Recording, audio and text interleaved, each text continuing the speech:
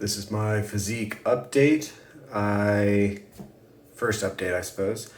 I am about 3 days into a cut right now. So this is where I'm starting from. So, yeah, decent muscle, a little bit too much fat around the belly.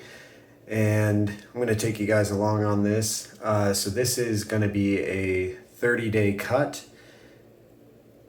based on eating what my wife cooks. I'm not going to make any special requests, not going to make her weigh, measure, anything like that. And I'm really going to be doing minimal to no measuring on my own side as well.